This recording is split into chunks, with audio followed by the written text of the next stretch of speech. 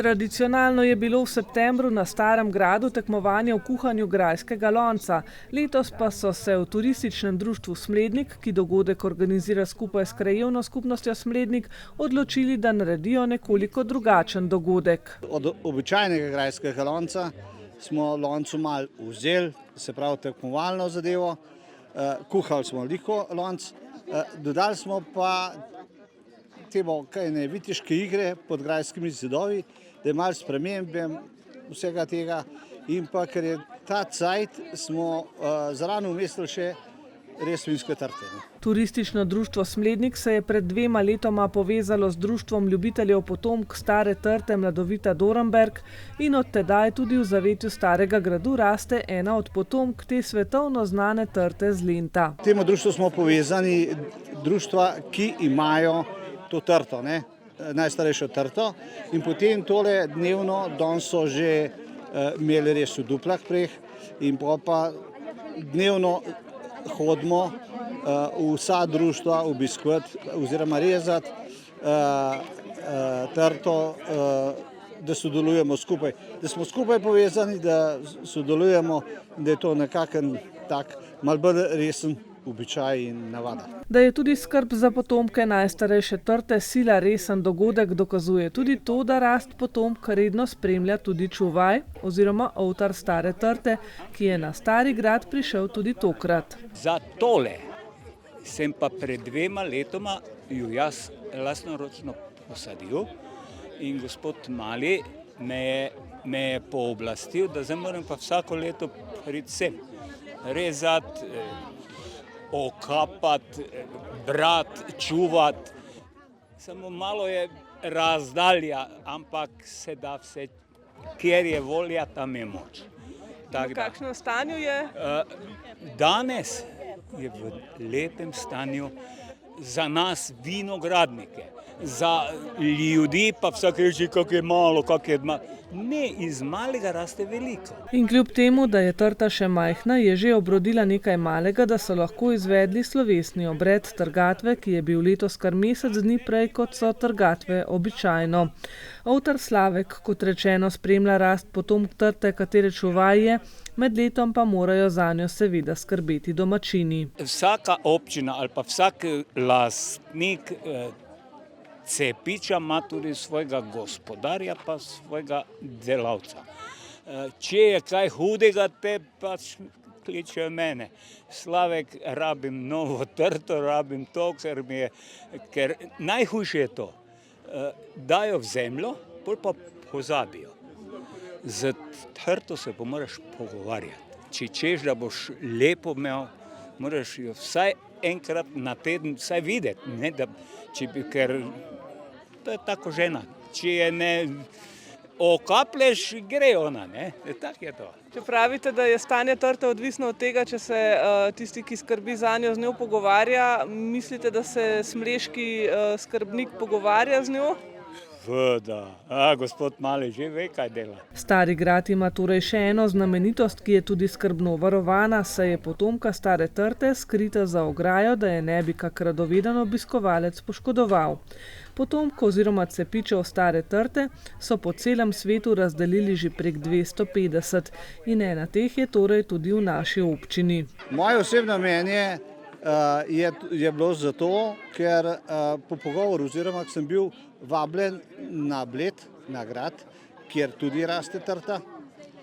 So me vprašali, če bi tudi v Smlednik hotel imeti in sem bil pred za in so mi takoj skrbeli cepič. No, to je bilo 2 leti nazaj, smo posadili in da raste. Namreč fajn je, ali raste tam nekje, ne vem kje, ali pa v grajskem zidovu. In ta trta ima sedaj takšno grozdje, da je vino nekakšno, bom rekla, mešanica smleško, štajersko.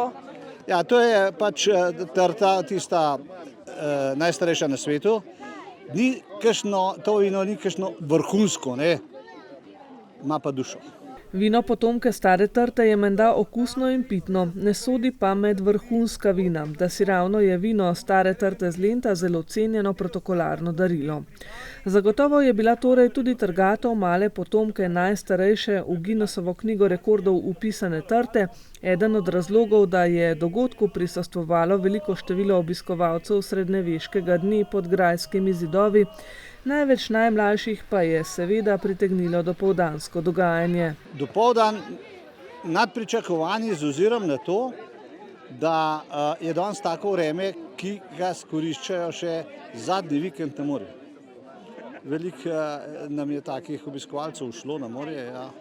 In kljub temu smo imeli obiskovalce in tistih je bilo kar veliko in so zadovoljni s to predstavo ter vitezov Lambergarjev z Bleda, ki so pokazali od 10:30 pa zdaj so končali to zgodbo in ne vem, se mi zdi, kakor sem med drugimi slišal, da je to bilo zanimivo in so pozdravili to. Stari grad Smlednik, katerega ruševine danes opominjajo na zgodovinsko vrednost tega lepega primera srednjeveških gradov, je ena najbolj markantnih turističnih točk v občini, ki predvsem v jeseni pritegne številne obiskovalce, saj je pot ravno prav dolga za male rekreacije, na vrhu pa jih čaka tudi okrepčilo in čudovit razgled na okoliške kraje. Stari grad v Smledniku je najbolj zanimiv v jeseni, zaprav, ko se začne šola,